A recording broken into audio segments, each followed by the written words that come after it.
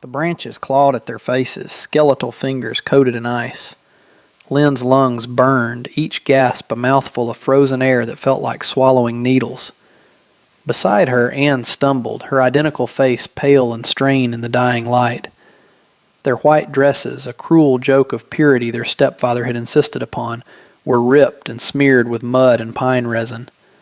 They were ghosts in a dying forest, and the hunter was close behind. His voice coiled through the trees, a sound they knew better than their own heartbeats. "Girls! Lynn! Anne! It's just a game! Come on back now!"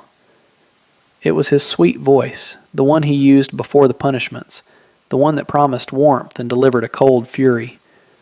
Lynn grabbed her sister's arm, pulling her behind a massive fallen log, its bulk covered in a thick shroud of snow. They pressed themselves into the frozen earth, trying to make their breathing silent, trying to will their shivering bodies still. The crunch of boots on snow grew louder, a rhythmic, terrifying drumbeat. He was so close they could smell the cheap tobacco on his coat.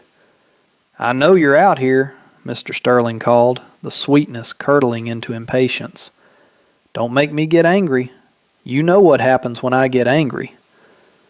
Lynn squeezed her eyes shut, praying to gods she wasn't sure she believed in anymore. Anne's hand found hers in the darkness, a desperate, trembling grip. The footsteps paused, mere feet from their hiding spot. A long, agonizing silence stretched, broken only by the whisper of snow falling from the pines.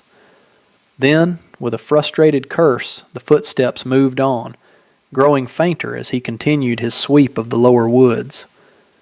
They waited, not daring to move, until the sound was completely swallowed by the immense silence of the mountain. They hadn't escaped.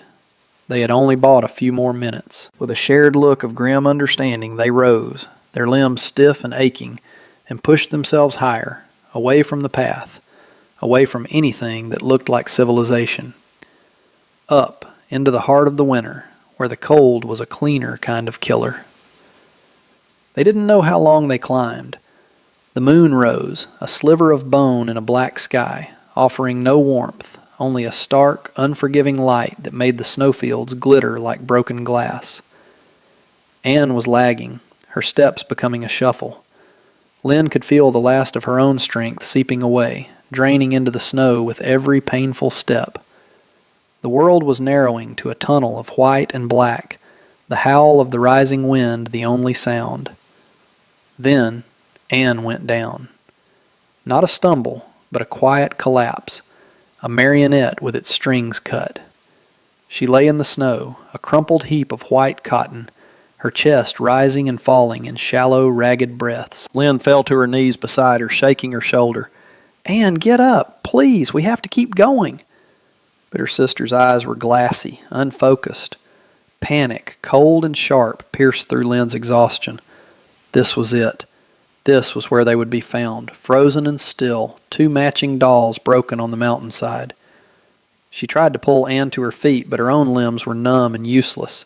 She slumped over her sister, a futile attempt to shield her from the wind, and prepared for the end. That's when she saw it. A light. A small, bobbing point of gold in the swirling darkness. At first she thought she was imagining it, a last desperate trick of a dying mind.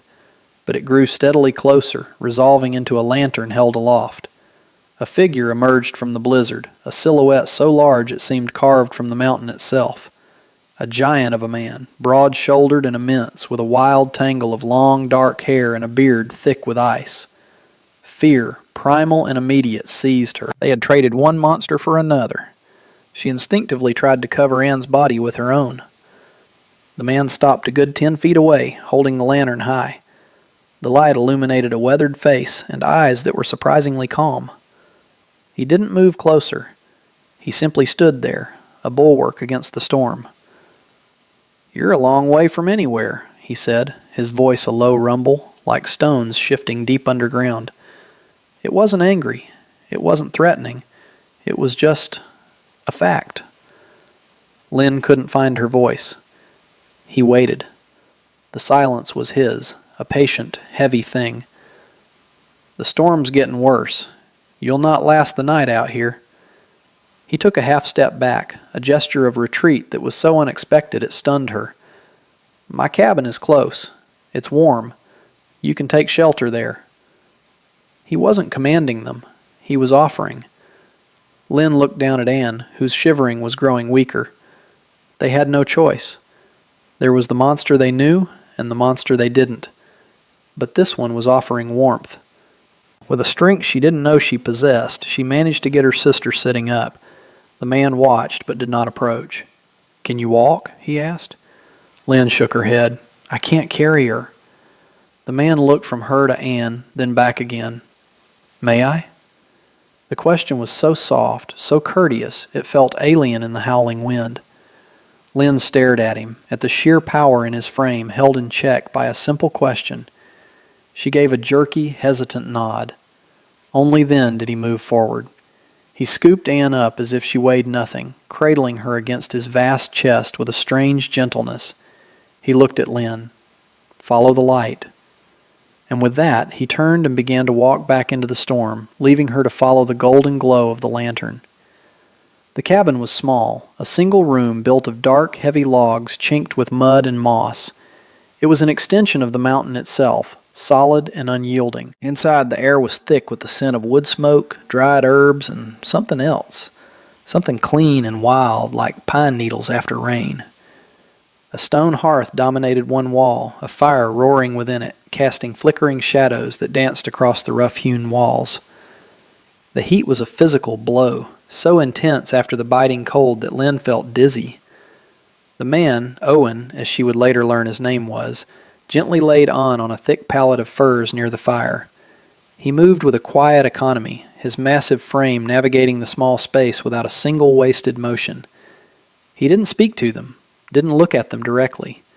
He moved to a small table, ladled something thick and steaming from a pot hanging over the fire into 2 wooden bowls, and placed them on the floor, far from where he stood. He then laid 2 folded, heavy wool blankets beside the bowls. He retreated to the far side of the room, near a simple cot, and sat on a stool, turning his attention to a piece of leather in his hands. He had drawn a line down the middle of the room with his actions, a clear and unspoken boundary. Lynn watched him, every nerve ending still screaming with suspicion. Men did not offer help without a price. Men did not give without intending to take. But he just sat there, his presence filling the room, yet demanding nothing from it. Hesitantly, Lynn crawled over to her sister. Anne's eyes were open now, tracking the giant figure with the same fearful caution. Lynn touched her forehead. It was cold, but she was no longer shivering violently. The warmth of the cabin was slowly seeping into her bones.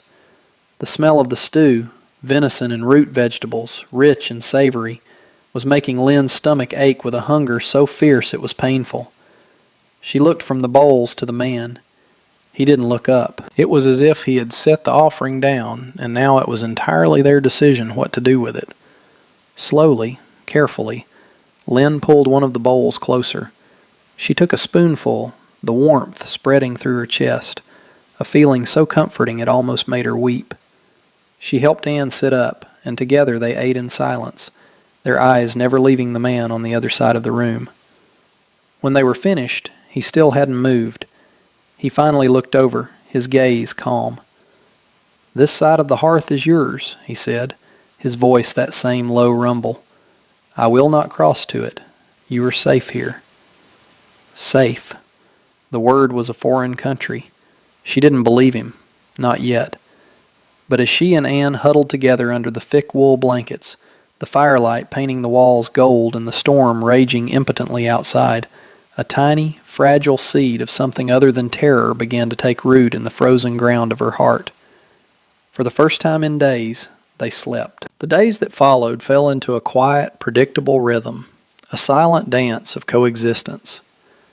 Owen would rise before the sun, his movements quiet as he stoked the fire back to life. He would leave the cabin and be gone for hours, returning with firewood stacked high on his arm, or a brace of rabbits slung over his shoulder.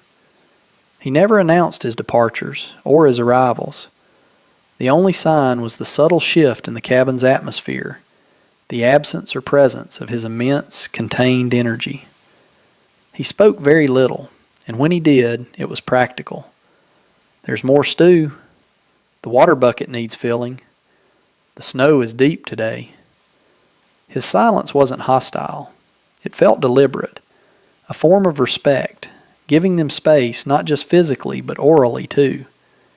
He was letting the quiet heal them.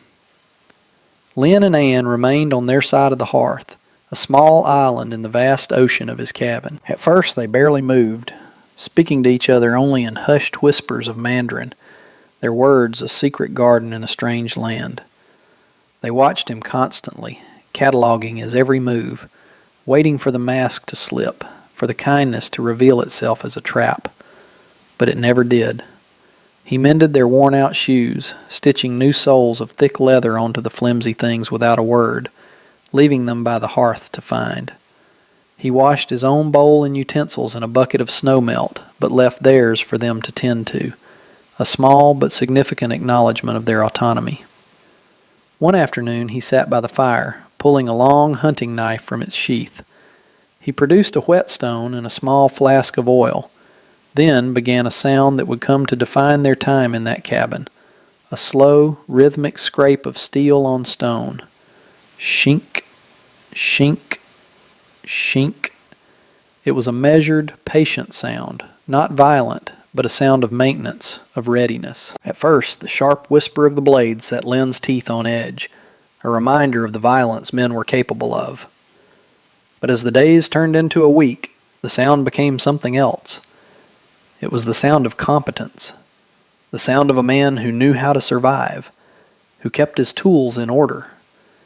It became the sound of their strange, fragile safety. Shink, shink, shink. It was the steady heartbeat of their refuge. They started to relax in increments so small they were almost imperceptible. Anne's shoulders lowered from their permanent perch by her ears. Lynn found she could look away from him for minutes at a time, her gaze drifting to the flames or the patterns of frost on the single small window pane. He had promised them safety, and while they didn't yet understand it, he was keeping his word in the only way that mattered, through relentless, respectful consistency. One morning, nearly 2 weeks into their stay, Lynn woke to the sound of a harsh, ragged cough. Anne was curled into a tight ball under the blankets, her body trembling with a violent fever. A flush of deep red colored her cheeks, and her skin was hot to the touch. Panic, a familiar, acidic taste, flooded Lynn's mouth. Sickness was a danger they couldn't outrun. In the world they'd come from, illness was a weakness their stepfather punished, a failing to be scorned. Here, in the vast, indifferent wilderness, it could be a death sentence. For a few frantic moments, Lynn did the only thing she knew how. She bathed her sister's forehead with a damp rag, whispering useless words of comfort. But the fever only seemed to climb, and Anne's breathing grew more shallow. She looked across the cabin at Owen. He was watching them, his usual work set aside. His expression was unreadable, but his stillness was absolute, a mountain waiting. The invisible line he had drawn on their first night felt like a chasm. To cross it was to break the only rule they had, to cede the small territory they had been given. But Anne coughed again, a weak, rattling sound that tore at Lynn's heart. Fear for her sister finally outweighed her fear of the man. Taking a deep, shuddering breath, Lynn stood up and walked across the room. She stopped a few feet from him, her hands clenched into fists at her sides. It was the first time she had willingly entered his space. He didn't move, didn't speak. He just waited, letting her be the one to break the silence. "She's sick," Lynn said, her voice small and tight. "Her chest is hot." He gave a slow, deliberate nod. He rose from his stool, his height and breadth momentarily overwhelming. But then he did something that disarmed her completely. He took a step back, creating more space between them. "Willow bark," he said, his voice low and calm. "It helps with the fever." He gestured toward a bundle of dried branches hanging from the rafters. "I will make a tea. May I come closer to the hearth to tend to her? Again the question, the request for permission. It was a lifeline. Lynn nodded, her throat too tight to speak. He moved to the fire, his presence suddenly filling their small space, but it was a careful, deliberate presence. He didn't hover over Anne. He prepared the tea, showing Lynn how to steep the bark in hot water, his large hands surprisingly deft. He explained in his quiet way that the fire needed to be kept steady, not too hot. He was not taking over, he was teaching her. He handed the warm cup to Lynn for her to give to her sister. He then retreated back to his side of the room, leaving them be. Over the next 2 days, as Lynn tended to Anne, following his quiet instructions, something fundamental shifted. The boundary had been crossed, not by force, but by invitation and necessity. And he had honored it, retreating the moment he was no longer needed. As Anne's fever finally broke, leaving her weak but lucid, Lynn looked over at the mountain of a man, sitting in his usual spot, sharpening his knife. Shink, shink, shink. The sound was no longer just about safety. It was the sound of trust, being honed and sharpened, one slow, steady stroke at a time. As Anne recovered her strength, the stark reality of their situation remained. They had nothing but the torn white dresses on their backs and the blankets Owen had given them. The flimsy cotton was useless against the deep, persistent cold of the mountain winter. One afternoon, Owen returned from his trap lines, shaking snow from his heavy outer garments. He was carrying 2 bundles of dark, thick fur. He walked to the invisible line that still divided the cabin and set them down on Lynn and Anne's side. They were coats, crudely made but incredibly thick, stitched together from wolf pelts. They smelled of the wild, of pine and cold air. "These are warmer," he said, his standard, understated declaration. He didn't wait for thanks. He simply turned and went about his business, stoking the fire. The coats were a profound gift. They were survival. They were a recognition that their stay might be longer than a few days. Later that evening, Lynn sat by the fire, trying to mend a long tear in the skirt of her dress with a clumsy makeshift needle she'd fashioned from a fishbone. Her fingers were clumsy, the thread thick and uneven. Owen watched her for a moment from across the room. He got up, went to a small wooden chest in the corner, and came back with a small waxed paper packet. He walked to the line, knelt, and set it on the floor in front of her. Inside were 2 sharp steel needles and a spool of fine, strong thread. He didn't just hand it to her, he placed it in her space for her to take. It was another lesson in his silent language of respect. This time, a question burned in Lynn, a need to understand the quiet charity that felt so alien. She looked up from the packet, meeting his gaze directly. "Why?" she asked, her voice barely a whisper. "Why are you helping us?" He stopped what he was doing and looked into the heart of the fire, his expression thoughtful. The flames lit the weathered lines of his face. He was silent for a long time. Not an uncomfortable silence, but a considered one. "A long time ago," he began, his voice a low rumble, "my wife and daughter were caught in a blizzard trying to get to town. They were looking for help." He paused, the grief a palpable presence in the small cabin. No one stopped. No one offered them a warm fire. He looked back at Lynn, his eyes holding a sorrow so deep it seemed as old as the mountains themselves. "Everyone deserves a warm fire," he said simply. "No one should have to run like that. No one should be alone in the cold." He turned back to his own tasks, the conversation over. But his words remained, hanging in the warm air. That mattered. It wasn't pity he was offering. It was empathy. It was a quiet, profound atonement for a world that had failed his family. For the first time, Lynn felt the hard knot of fear in her chest truly begin to dissolve, replaced by a fragile, tentative warmth that had nothing to do with the fire. The rhythm of their lives in the cabin became a source of comfort, a quiet melody of survival and slow healing wounds. The sound of Owen sharpening his tools, the smell of wood smoke, the taste of hot stew, these were the anchors of their new reality. But the mountain had a memory, and the world below did not forget so easily. The change was subtle at first. Owen began spending more time outside, even when the weather was foul. He wasn't checking traps or chopping wood. He was just standing at the edge of the clearing, looking down the slope, his posture rigid and watchful. The easy pace of his work disappeared, replaced by a quiet urgency.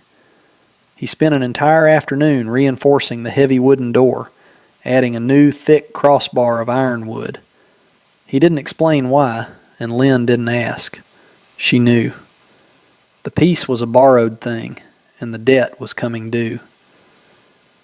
The rhythmic sound of the whetstone changed too.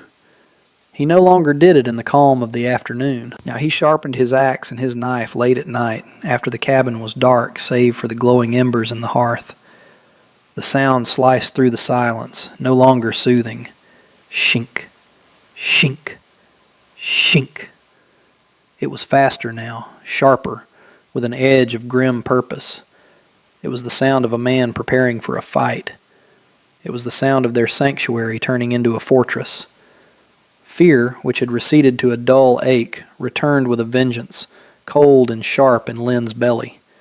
She saw it in Anne's eyes, too, the same haunted, hunted look they'd worn when they first arrived. They spoke about it in hushed Mandarin when Owen was outside. "He knows," Anne whispered, twisting a loose thread on her blanket. "He's coming." Lynn didn't need to ask who. There was only one he.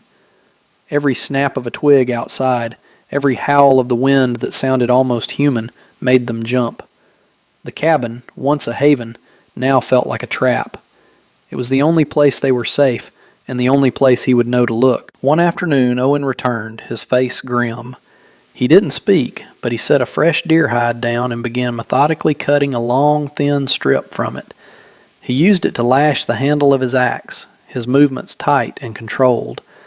Lynn watched his knuckles, white as he pulled the leather taut. He finally looked at them, his gaze direct and heavy.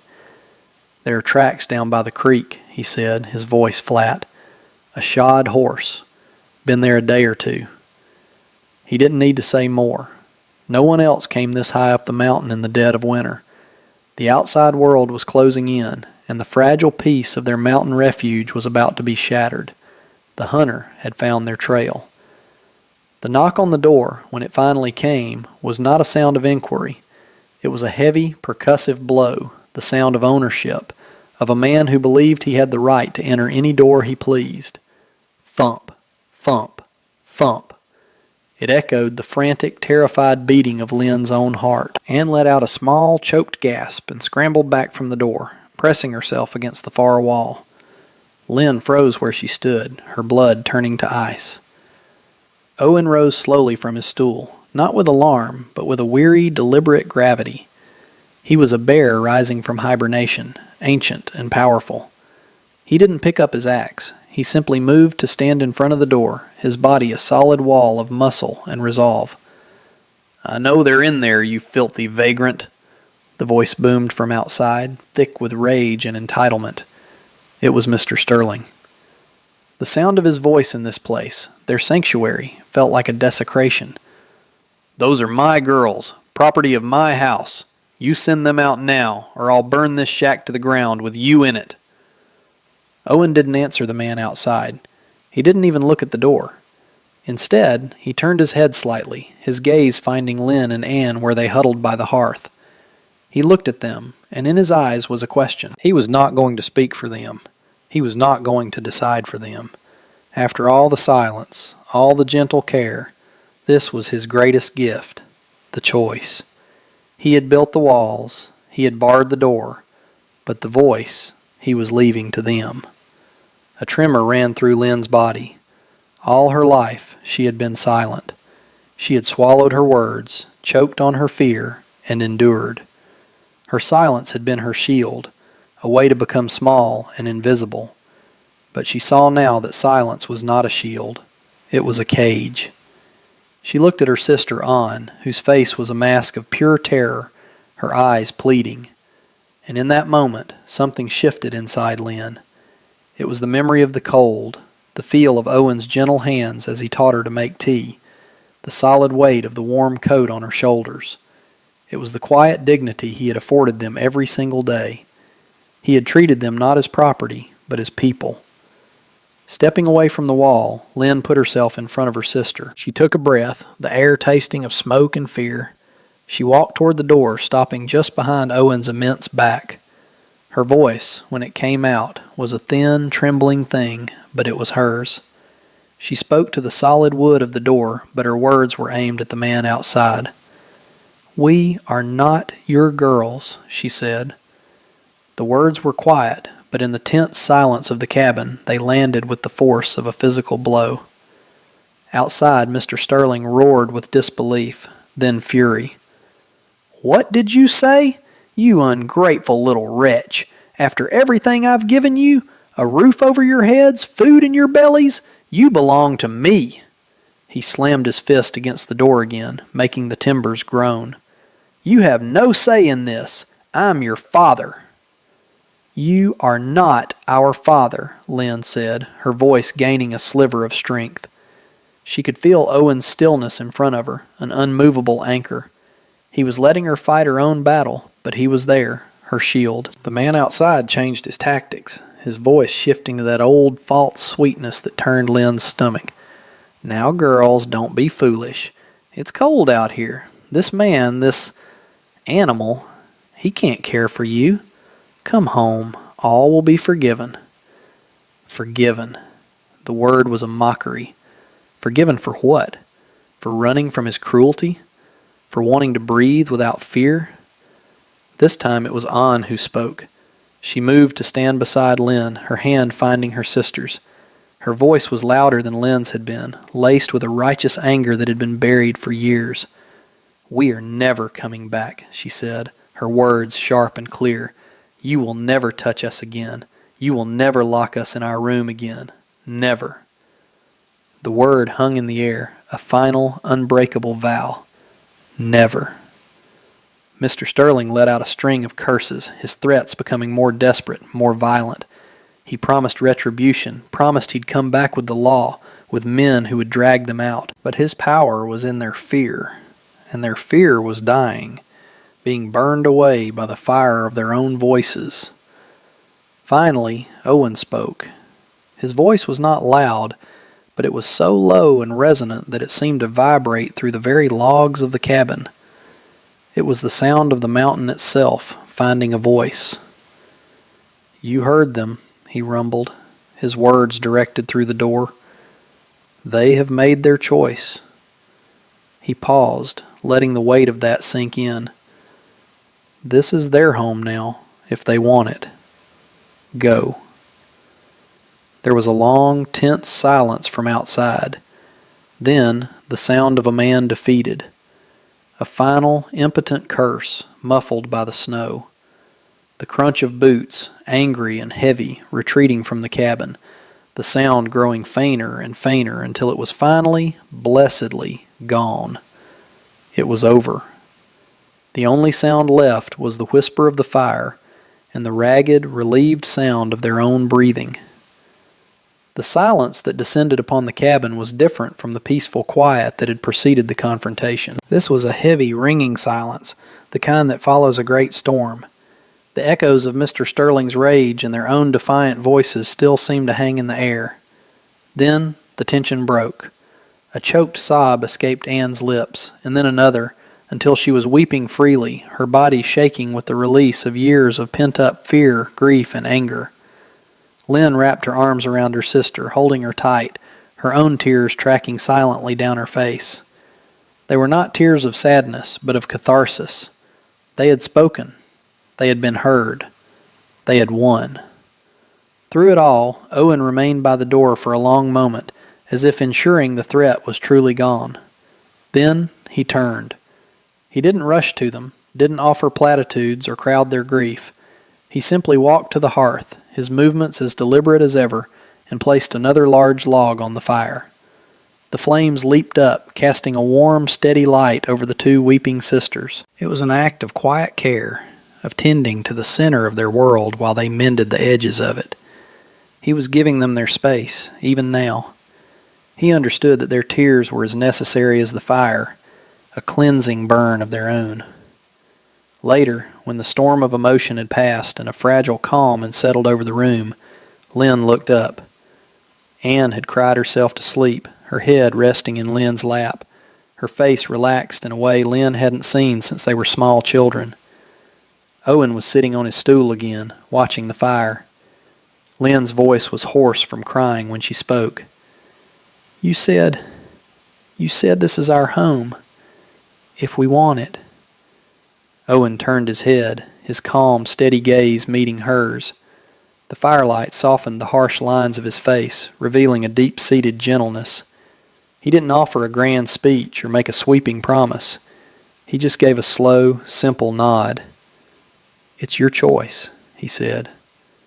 The words were the foundation of everything. Not a command, not a trap, not an obligation, a choice. Lynn looked around the small, rough-hewn cabin.